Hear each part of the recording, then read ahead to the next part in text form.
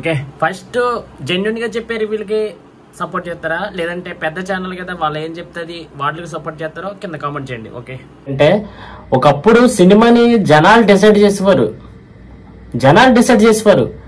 ఈ గత 4-5 years నుంచి ఏంటంటే ఎవరు డిసైడ్ చేస్తున్నారంటే ఆల్మోస్ట్ ఈ రివ్యూ చేసే వాళ్ళు అందరూ డిసైడ్ చేస్తున్నారు. సినిమా పబ్లిక్ టాక్ చూసి సినిమాకి వెళ్ళే వాళ్ళు చాలా తక్కువ. ఆల్మోస్ట్ ఈ రివ్యూ చేసే వాళ్ళు సినిమాలు చూసి వెళ్ళేవాళ్ళు. Okay, welcome back my channel. ఈరోజు మన రివ్యూస్ అందరి మీద పార్ట్ 2 ప్లాన్ చేశాను.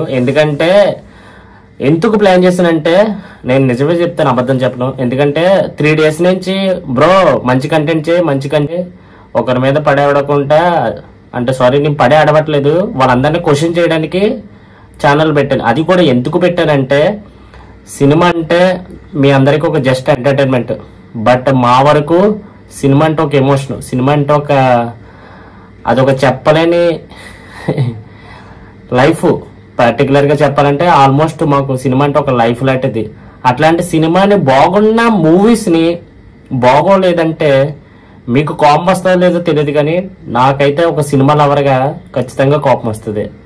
ఇప్పుడు బాగోలే సినిమాని బాగోలేదంటే ఒక అర్థం, అట్లాంటి బాగున్న సినిమాని బాగోలేదంటే మాత్రం చాలా చాలా హర్ట్ అవుతాం. కానీ ఇంకో విషయం ఏంటంటే రివ్యూస్ అందరికీ నేను చెప్పేది ఏంటంటే ఫస్ట్ సినిమా చూసే ముందు ఒక క్రిస్టియన్ కానీ, ఒక హిందువు కానీ, ఒక ముస్లిం కానీ ఇవేమీ పెట్టుకోకుండా నువ్వు సినిమా చూడగలిగితే చూసి సినిమాకి రివ్యూ ఇవ్వి ఫస్ట్. అంతేగాని నీ మనసులో ఏదో పెట్టుకొని నువ్వు సినిమాకి రివ్యూ ఇస్తే మాత్రం ఎట్టి పరిస్థితుల్లో అది జనాలకి కనిపిస్తుంది. ఇప్పుడు ఫర్ ఎగ్జాంపుల్ క్రిస్టియన్ మూవీ ఉందంటే ఇప్పుడు చాలా హాలీవుడ్లో క్రిస్టియన్ మూవీస్ ఉంటాయి. అవి ఏంటంటే జస్ట్ చాలా వరకు కొన్ని సీన్లు వాళ్ళకి సంబంధించిన వేసుకుని చూస్తారు. అట్లాగే మన ఇండియాలో మన ఇండియా కల్చర్ కాబట్టి కొన్ని సార్లు మన హిందూ టెంపుల్స్ అలాగే హిందూ సంబంధించిన సనాతన ధర్మం కోసం అట్లాంటివి వస్తుంటాయి. అంత మాత్రాన దేవుళ్ళ కోసమే సినిమాలు తీస్తున్నారు అన్న కాన్సెప్ట్ నుంచి బయటికి రండి. మీలో ఆ ఉద్దేశం ఉండి నువ్వు సినిమా చూస్తే కనుక ఏ సినిమా చూసినా కూడా నీకు అట్లాగే అనిపిస్తుంది. అవన్నీ పక్కన పెడితే కనుక నువ్వు గమనించారు లేదో కానీ ఒక ఇంపార్టెంట్ పాయింట్ ఏంటంటే ఒకప్పుడు సినిమాని జనాలు డిసైడ్ చేసేవారు.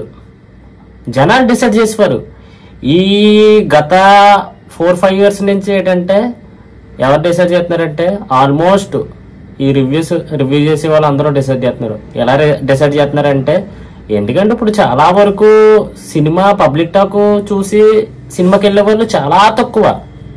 ఆల్మోస్ట్ ఈ రివ్యూ చేసే వాళ్ళు సినిమాలు చూసి వెళ్ళే వాళ్ళు చాలా వరకు ఉన్నారు. అంటే కొంతమంది ఏంటంటే చాలా వరకు కొంతమంది ఏంటి ఒక 20% పీపుల్స్ ఏంటంటే ఎవరు రివ్యూ చూడరో సినిమా హైప్ పెట్టి అలాగే సినిమా చూడాలని ఇంట్రెస్ట్ పెట్టి చాలా వరకు సినిమాలు చూడడానికి వెళ్తారు.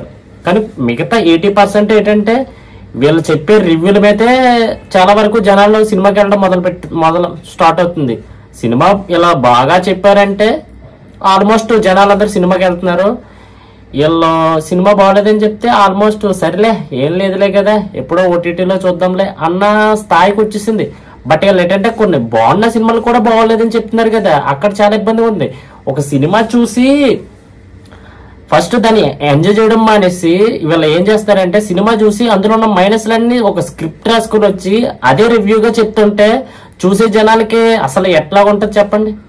మీరు గమనించలేరు కానీ ఒక విషయం చాలా ఇంపార్టెంట్ చెప్తారు.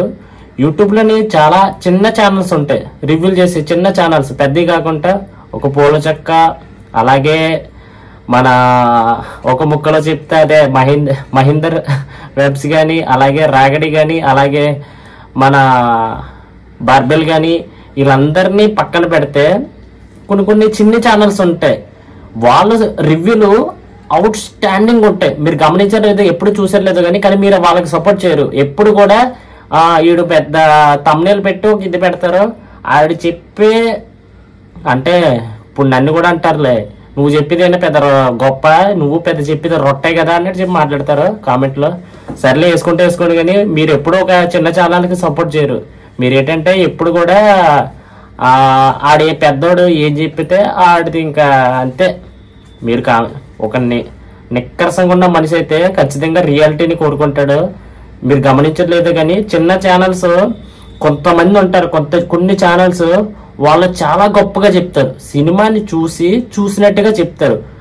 చెప్పడంలో కూడా ఒక ఇది ఉంటుంది, సినిమా చూసాను ఈ రోజు ఈ విధంగా ఉంది, బాగుంది, కామెడీ పరంగా బాగుంది, లేదంటే సినిమా అసలు కొంచెం ఇదిగా ఉంది,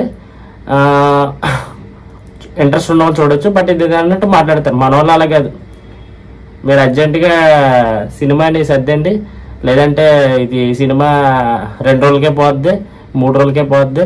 ఏటన్నా మీరు చెప్పే రివ్యూలు, కనీసం ఆడియన్స్ని చాలా కొంతమంది వెళ్ళి వాళ్ళు కూడా వెళ్ళట్లేదు వీళ్ళు చెప్పే రివ్యూ. ఫైనల్గా నేను చెప్పేది ఏంటంటే, ఇప్పుడు వస్తున్న ఒక కొత్త డైరెక్టర్లు కానీ ప్రొడ్యూసర్లు కానీ ఒక మంచి కంటెంట్నే మన వాళ్ళు డిసైడ్ చేసుకొని చేయడానికి ట్రై చేస్తున్నారు. అలాంటి సినిమాలు కూడా మనం తప్పు చెప్తే బాగోదు. ప్లీజ్ సినిమాకి సపోర్ట్ చేద్దాం, అందరం వెళ్ళి థియేటర్కి వెళ్ళి సినిమా చూద్దాం. ఫస్ట్ ఈ రివ్యూలు చూసే వాళ్ళని తగ్గించి సినిమాని పబ్లిక్ ఏం డిసైడ్ చేస్తుందో అది చూసి సినిమాలకి వెళ్దాం మనం అందరం. అట్లాగే నేను చెప్పిన రివ్యూ, లేదంటే ఇంకొకటి చెప్పినా, లేదంటే ఆడ పోల్సక్క చెప్పినా, లేదంటే రాగడి చెప్పినా, లేదంటే సంథింగ్ మహేందర్ చెప్పినా, ఎవరు చెప్పినా వీళ్ళందరినీ చూసినా చూడకపోయినా ఫైనల్గా పబ్లిక్ ఒకటి డిసైడ్ చేస్తుంది.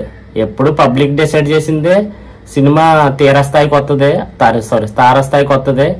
అట్లాగే అలాంటి వే కాకుండా ఒక మంచి వే వచ్చేలాగా ట్రై చేస్తారని ఆడియన్స్ అంది. ఎప్పుడు మన మైండ్ సెట్ మారాలన్నా, ఎప్పుడు మన మైండ్ సెట్ మారితేనే వాళ్ళ మైండ్ సెట్ కూడా, రివ్యూ ఇచ్చే మైండ్ సెట్ కూడా మారుతుంది. వాళ్ళు ఏంటంటే వాళ్ళు ఎలా చెప్పినా మీరు చూడడం వల్ల ఏంటంటే వాళ్ళు ఎలాగన్నా చెప్పుతున్నారు, వాళ్ళకే తెలిసేలాగా మీరు ఏదో ట్రై చేస్తే కానీ సినిమాలకి మంచి సినిమాలు వస్తాయి, అలాగే మంచి మూవీస్ తీయడానికి ట్రై చేస్తారు. ఇప్పుడు దాకా వచ్చారంటే డెఫినెట్లీ నా వీడియో నచ్చి ఉంటుంది.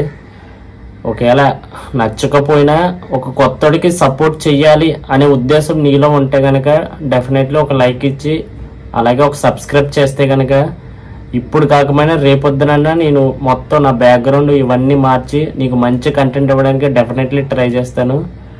అంతవరకు నెక్స్ట్ వీడియోలో మళ్ళీ కలుద్దాం. జై హింద్.